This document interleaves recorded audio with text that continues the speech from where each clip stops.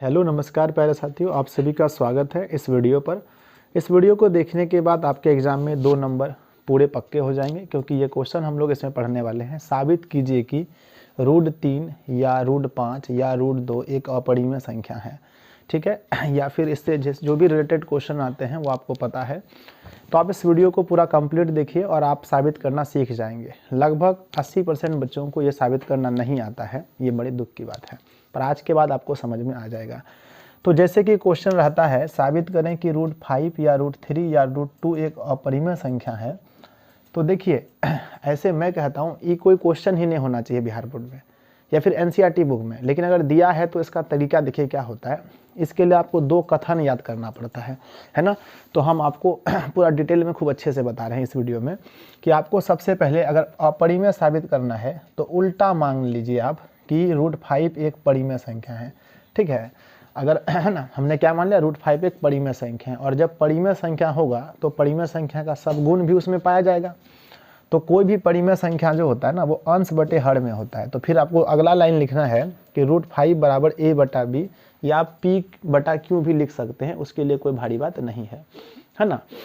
तो जहाँ पर a और b एक सहअभाज्य संख्या है, सहअभाज्य का मतलब ये होता है कि उसके बीच मौसो एक हो। आप लोग पढ़े लिखे हैं, आपको पता होगा, सहअभाज्य संख्या का मतलब वैसी 2 संख्या जिसका HCF एक हो, एक के अलावा दूसरा नहीं होना चाहिए, नहीं तो फिर वो सहअभाज्य नहीं होती है।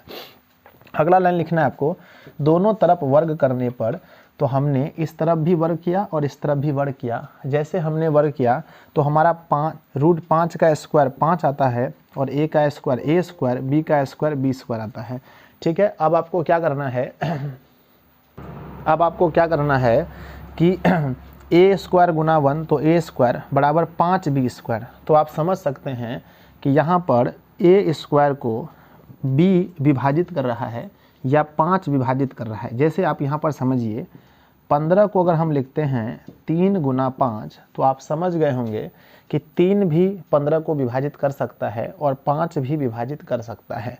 तो वही हम यहाँ पर अगला लाइन लिखे हैं। चूँकि दो कथन बड़ा इंपॉर्टेंट है, एक कथन यहाँ लिखे हैं, एक कथन यहाँ लिखे हैं।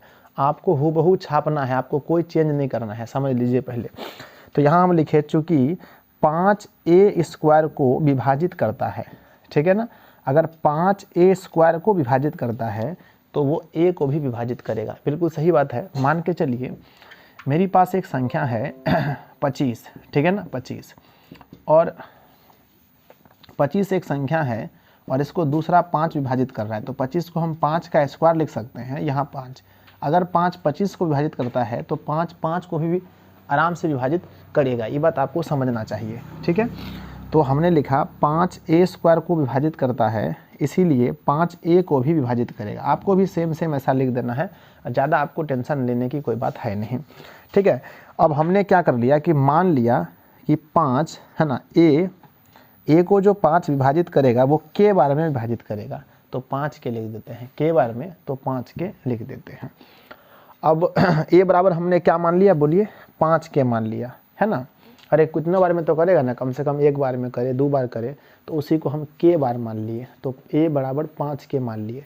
आपके एग्जाम में क्वेश्चन √5 नहीं आकर के √3 आ जाएगा, होना हो तो आपको क्या करना है, जहाँ जहाँ 5 है वहाँ सिर्फ आपको 3 कर देना है।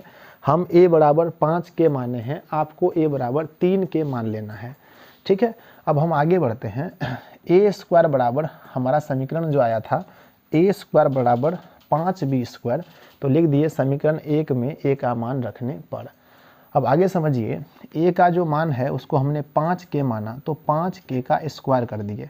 तो 5 का स्क्वायर 25k² होता है, बराबर में 5b²। 5 से हमने 25 को काटा, b है ना, तो ये कट गया 5 बार में, तो यहाँ लिखा हमने 5k² और बराबर में लिखा b²। अब आपको ये पता चल रहा होगा कि 5 जो है वो b को भी काट रहा है। कितनी बार में काट रहा है, तो k² बार में काट रहा है। फिर से हम एक बार समझाते हैं। अगर 18 बराबर 2 गुना 9 लिखा है तो आप समझदार हैं कि 2 जो है 18 को काट रहा है और 9 भी 18 को काट रहा है। तो यहाँ पर हमने देखा कि 5 जो है वो a को भी काट रहा है और 5 जो है वो b को भी काट रहा है।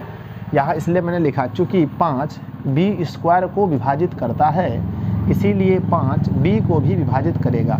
इसका मतलब यहाँ हमने पढ़ा 5 ए को विभाजित करता है और यहाँ हमने पढ़ा 5 बी को विभाजित करता है, और ऊपर में हमने ये जाना है कि कोई भी परिमेय संख्या जो होता है उसके बीच में मौसौ यानी ई दोनों को विभाजित करने वाला एक के अलावा कोई नहीं होना चाहिए।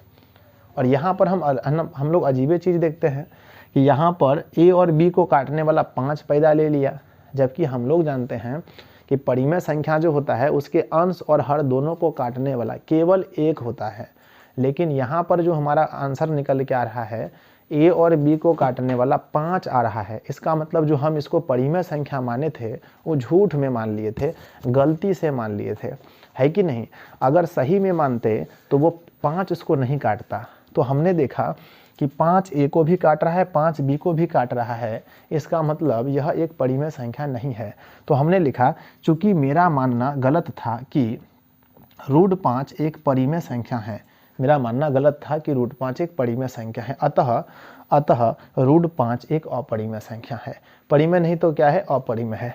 तो आपको देखिए थोड़ा सा भी, नहीं तो आप यहाँ पर लिख सकते हैं चूँकि यहाँ लिख सकते हैं चूँकि 5 ए कॉमा बी दोनों को विभाजित करता है,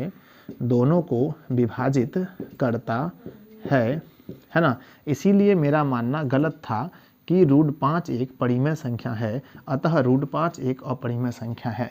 आप इसका स्क्रीनशॉट ले लीजिए और इसमें थोड़ा सा भी बदलाव नहीं कीजिएगा, जैसा हम लिखे हैं वैसा का वैसा लिख करके अपने कॉपी पर अच्छे से याद कर लीजिएगा, है ना, बना करके प्रैक्टिस 2-3 बार कर लीजिएगा। जहाँ 5 है वहाँ 3 कर लीजिएगा प्रैक्टिस करते समय, और जहाँ 5 है वहाँ 2 करके प्रैक्टिस कर लीजिएगा। आई होप आप आज के बाद √5 या √3 या √2 को साबित करना सीख गए होंगे। आगे हम मिलते हैं अगली वीडियो में। अगर आपको वीडियो पसंद आया तो वीडियो को लाइक ज़रूर कीजिए, और चैनल पर पहली बार है तो सब्सक्राइब कर लीजिए और बेल आइकन को भी प्रेस कर लीजिए, और ऐसी बहुत सारी वीडियोस मैं आपको देने वाला हूं। तो अगर आपका भी कोई टॉपिक है तो इस वीडियो के नीचे कमेंट ज़रूर कीजिए।